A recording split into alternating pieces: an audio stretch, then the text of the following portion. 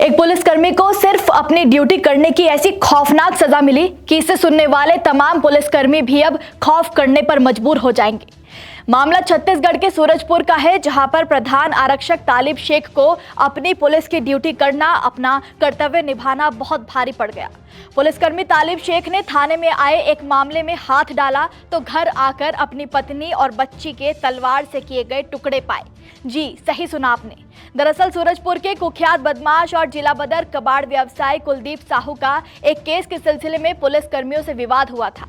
विवाद के बाद अपराधी कुलदीप साहू ने दुर्गा पूजा के दौरान एक पुलिसकर्मी पर गर्म तेल उड़ेल दिया।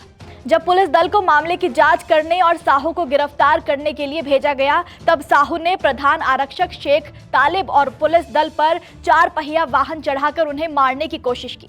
बाद में कुलदीप साहू वहां से फरार हो गया। इस दौरान प्रधान आरक्षक तालिब शेख भी इस तफ्तीश में शामिल थे। इधर पुलिसकर्मी तालिब शेख तलाशी में जुटे थे और उधर आरोपी ने उनकी गैर मौजूदगी में उनके घर में घुसकर दिल दहला देने वाले डबल मर्डर को अंजाम दे डाला। तालिब शेख की पत्नी महनाज और उसकी 11 साल की बेटी आलिया को अज्ञात लोगों ने उसके महगवा स्थित किराए के मकान में जबरन घुसकर दोनों मां बेटी के तलवार से टुकड़े टुकड़े कर डाले। मर्डर के बाद हत्यारों ने दोनों के शव को घटनास्थल से 4 किलोमीटर दूर पीड़ा ग्राम में सड़क किनारे गड्ढे में फेंक दिया और मौके से फरार हो गए। इधर देर रात ड्यूटी के बाद जब पुलिसकर्मी तालिब शेख घर वापस आए तो पहली मंजिल स्थित उसके घर का दरवाजा खुला हुआ था। घर में उसकी पत्नी और बेटी नहीं थी। घर से नीचे तक खून के निशान थे। ये देखकर पुलिसकर्मी के होश उड़ गए, जिसके बाद छानबीन की गई तो पत्नी और बेटी के शव के टुकड़े गड्ढे में पड़े मिले। और एक और बड़ा खुलासा जो बीजेपी दावा कर रही है कि कुलदीप साहू एनएसयूआई नेता है, जिसका साक्ष्य बीजेपी ने इस पोस्ट को शेयर करके दिया है। पोस्ट में कुलदीप साहू ने अपनी तस्वीर के साथ छत्तीसगढ़ के पूर्व मुख्यमंत्री को जन्मदिन की बधाई दी हुई है और नीचे खुद को एनएसयूआई का हिस्सा बताया है।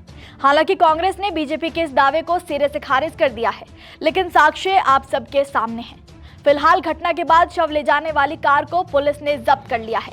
इसमें कई जगह खून के धब्बे भी मिले हैं। तो वहीं इस डबल मर्डर केस के बाद सूरजपुर में इलाके के लोग काफी ज्यादा आक्रोशित हो उठे हैं। नाराज लोगों ने मुख्य संदिग्ध कुलदीप साहू के घर में तोड़फोड़ करते हुए कबाड़ गोदाम में आग लगा दी। फिलहाल संदिग्ध कुलदीप साहू की तलाश में उसके कुछ वाहनों को भी जब्त कर लिया गया है और उसे पकड़ने के लिए कुछ मुख्य टीमों का भी गठन किया गया है।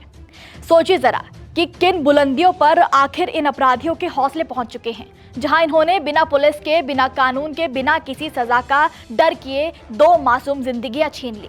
और अगर ये कांग्रेस नेता है तो आखिर ये किस तरह की छूट कांग्रेस पार्टी की तरफ से अपराधियों को दी जा रही है कि वो इतनी बड़ी घटना को अंजाम दे रहे हैं। कितना बेखौफ ये अपराधी होगा कि जनता की सुरक्षा करने वाले पुलिस के घर में ही घुसकर उन्हीं के घर वालों के जिस्म के टुकड़े कर पुलिस से बदला ले लिया और पुलिस, कानून, छत्तीसगढ़ सरकार बस मुंह तकती रह गई। इस घटना ने खुद पुलिसकर्मी की सुरक्षा पर ही सवाल खड़े कर दिए हैं, सरकार के लिए चुनौती खड़ी कर दी है। देश में बेखौफ घटना को अंजाम देते अपराधी ही बार बार सरकार की लचर कानून व्यवस्था और साथ ही राजनीतिक पार्टियों में सत्ता के उपयोग की छूट देने पर सवाल खड़े कर देता है। सवाल है कि आम जनता तो आप छोड़ ही दीजिए, क्या अब देश के पुलिसकर्मी और उनके परिवार तक सुरक्षित नहीं बचे हैं? और सवाल है कि ऐसे खतरनाक अपराधियों को किसी राजनीतिक पार्टी में जगह कैसे दी जा सकती है? नमस्कार, मैं हूं मानक गुप्ता। अगर आपको हमारा ये वीडियो पसंद आया हो तो इसे लाइक और शेयर जरूर करें और हाँ, हमें सब्सक्राइब और फॉलो करना ना भूलें ताकि आप देश और दुनिया की कोई खबर मिस ना करें। तो जुड़े रहिए हमारे साथ और देखते रहिए न्यूज़ 24।